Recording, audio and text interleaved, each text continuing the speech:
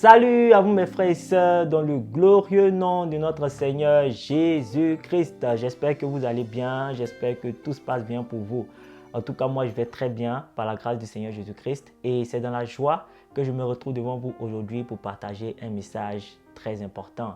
Et comme j'ai l'habitude de le dire, sur la chaîne Jésus-Christ Elohim, il n'y a que des messages importants.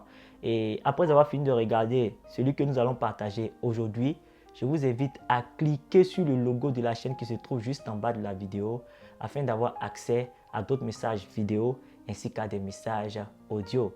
Et si vous êtes édifié par ces différents messages, n'hésitez pas à liker, à partager, à laisser un commentaire et à vous abonner.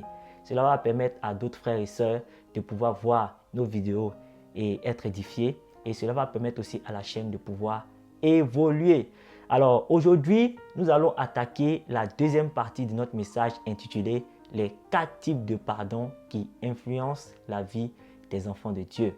Et nous allons nous attarder sur le pardon qu'on utilise entre nous les hommes.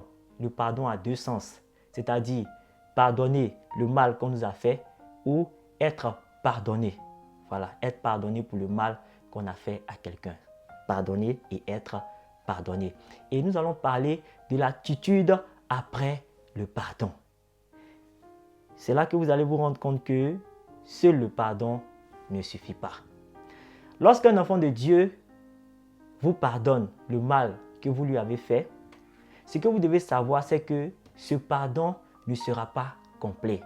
Oui, ce ne sera pas un pardon complet. Certains éléments vont manquer dans ce pardon. Mais s'il y a quelques éléments à tirer de ce pardon, je dirais qu'en premier, il y a la sincérité. Voilà, c'est ce que vous devez retenir en premier dans ce pardon. Parce que lorsque l'enfant de Dieu pardonne quelqu'un, il le fait avec sincérité. Et le deuxième élément qu'on peut tirer de ce pardon, c'est l'absence de vengeance. C'est-à-dire, lorsque le chrétien ou l'enfant de Dieu se retrouve dans une position où il peut rendre le mal que vous lui avez fait, il ne le fera pas. Il ne le fera pas. Maintenant, en ce qui concerne cet élément qui va faire que tout redevienne comme avant, cet élément qui va faire que l'enfant de Dieu se comporte comme si de rien n'était, comme si l'offense n'avait jamais eu lieu, il faut dire que cela ne dépend pas de lui. Parce qu'en réalité, très peu de personnes ont réussi à atteindre ce niveau de pardon. C'est-à-dire le niveau où on pardonne et on se comporte comme si de rien n'était. Très peu. J'ai connu un pasteur qui a démis de ses fonctions un de ses responsables de ministère parce qu'il estimait que celui-ci l'avait désobéi. Après quelque temps, les sages de l'église se sont réunis, ils ont appelé le pasteur, ils ont appelé le responsable de ministère ou l'ex-responsable de ministère et ils ont essayé de régler la chose. Le responsable du ministère a demandé pardon au pasteur. Ouvertement, il a demandé pardon. Le pasteur a accepté.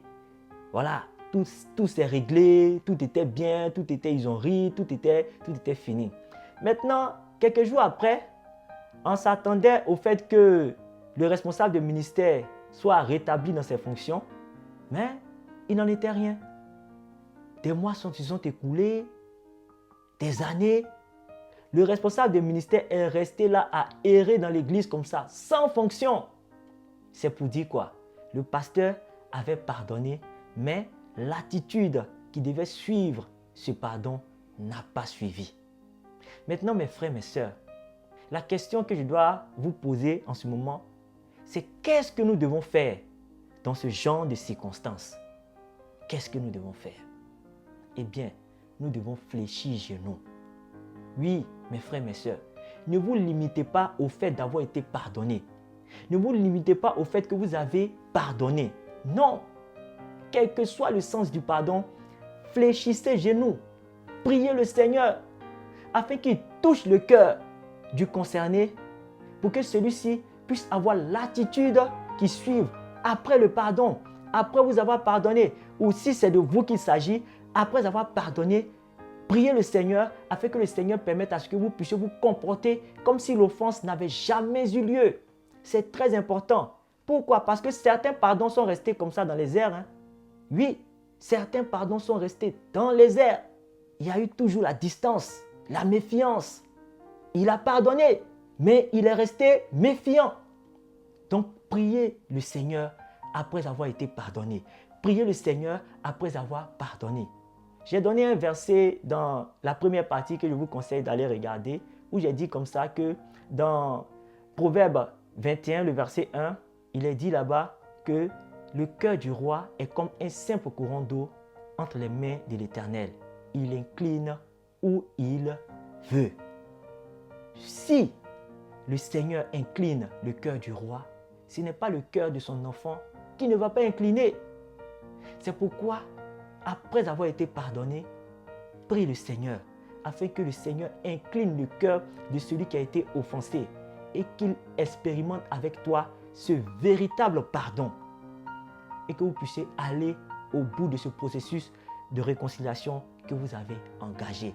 C'est très important, mes frères. Ne vous limitez pas au fait d'avoir été pardonné. Ne vous limitez pas au fait d'avoir pardonné. Priez le Seigneur. Priez le Seigneur. C'est très important. Maintenant, en toute chose, il y a des exceptions. En toute chose, il y a des exceptions. Il y a des personnes qui ont naturellement le cœur attaché au pardon. C'est quoi avoir naturellement le cœur attaché au pardon? Eh bien, c'est avoir le cœur d'un enfant. Il y a des personnes qui ont le cœur d'un enfant. Certaines personnes sont capables de vous pardonner à l'instant T où vous leur avez fait du mal.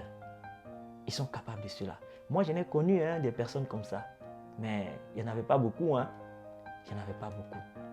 Nous allons prendre Marc 10, le verset 14, pour mieux expliquer ce passage-là. Marc 10, le verset 14. En voyant cela, Jésus se met en colère et il dit à ses disciples, « Laissez les enfants venir à moi, ne les empêchez pas. » En effet, voici le verset qui nous intéresse. Le royaume de Dieu appartient à ceux qui sont comme les enfants. Le royaume de Dieu appartient à ceux qui sont comme les enfants. Un temps, je travaillais chez un monsieur qui ne cessait de me donner des conseils. Il avait beaucoup de citations comme ça. Et il y a une citation qui m'a marqué. Une citation qui m'a marqué. Il a dit quoi? Il dit, Joël, la vraie amitié, l'amitié sincère, s'arrête à partir de l'âge de 15 ans. Après cet âge-là, tout ce qui vient, ce sont les intérêts. C'est ce qu'il m'a dit. Et ça m'a marqué. Je lui ai demandé, mais monsieur, pourquoi vous dites ça? Il dit, quand deux enfants se battent, c'est-à-dire ils se sont battus la veille, ils se sont battus la veille, et qu'ils se retrouvent le lendemain, ils n'ont pas besoin d'une tierce personne pour les réconcilier. Dès qu'ils se voient, ils se mettent à jouer, ils commencent à parler, ils commencent à causer, comme si de rien n'était, comme si la bagarre n'avait jamais eu lieu. Oui, comme si la bagarre de la veille n'avait jamais eu lieu. C'est comme ça avec les enfants. Mais après 15 ans, tu vas te rendre compte qu'il y a d'autres éléments qui vont venir en compte. La rancune, la haine, tout ça, ça va venir. Et je l'écoutais attentivement et j'ai vu que ce qu'il avait dit était vrai. Oui, parce que moi-même, je l'ai expérimenté personnellement. Quand j'étais plus jeune et que je me battais avec mes amis, le lendemain, on se retrouvait, on s'amusait, comme si de rien n'était. Mais plus j'ai commencé à grandir, d'autres choses sont entrées en ligne de compte. Mes frères, mes sœurs, c'est ça le cœur d'un enfant. C'est-à-dire ne même plus se rappeler du mal que vous lui avez fait. Ne même plus se rappeler de l'offense. Oui, ne plus garder la rancune ou ne pas garder la rancune. C'est ce genre de personnes que le Seigneur recherche dans son Église. C'est ce type de cœur que le Seigneur recherche pour sa maison. C'est avec ce genre de chrétiens que le Seigneur Jésus-Christ veut travailler. Oui, si vous voyez que dans les églises, il y a de moins en moins de miracles, de moins en moins de puissance manifestée, c'est à cause de ça. Parce qu'il y a de moins en moins de personnes qui ont ce cœur attaché au pardon, qui ont ce cœur rempli d'amour. Je vais essayer de rentrer un peu en profondeur par rapport à ces personnes-là qui ont ce cœur rempli d'amour, qui ont ce cœur d'enfant. Vous savez, les démons ne résistent pas à ce genre de personnes. Non. Pourquoi?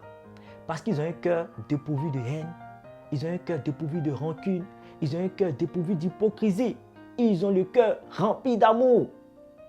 C'est pourquoi, lorsqu'ils sont sur cette terre-là, déjà, le Seigneur les élève. Le Seigneur les élève. Lorsqu'ils se retrouvent à combattre un démon qui vient du deuxième ciel, le Seigneur leur donne la victoire. Parce que ces gens de personnes réussissent à transpercer le deuxième ciel. Le deuxième ciel, c'est le lieu d'habitation de Satan et ses démons. C'est là-bas qu'il réside. Et le Seigneur donne le pouvoir à ces personnes-là de marcher sur les serpents et les scorpions. Oui. Et pour finir, il leur donne le troisième ciel en héritage. C'est pourquoi le Seigneur Jésus-Christ a dit que le royaume des cieux appartient à ceux qui sont comme les enfants. Il parle du cœur. Oui, mes frères, il parle du cœur. Alors, toi, mon frère, toi, ma soeur, si tu constates que tu as un cœur rigide, si tu constates que tu as un cœur de pierre, prie le Seigneur afin qu'il transforme ce cœur rigide en un cœur d'enfant. C'est très important pour que le jour du pardon, tu puisses pardonner et que tu ne puisses même plus te souvenir de l'offense qui t'a été faite. Que Dieu te bénisse. C'était le message que je voulais partager avec vous. J'espère que vous avez été édifiés. Je vous donne rendez-vous la semaine prochaine pour la deuxième partie de ce message. D'ici là, portez-vous bien. Et quel que soit ce qui vous est arrivé, quel que soit ce qui vous arrive en ce moment, quel que soit ce qui vous arrivera, gardez toujours la foi en Jésus-Christ. Que Dieu vous bénisse. Au revoir.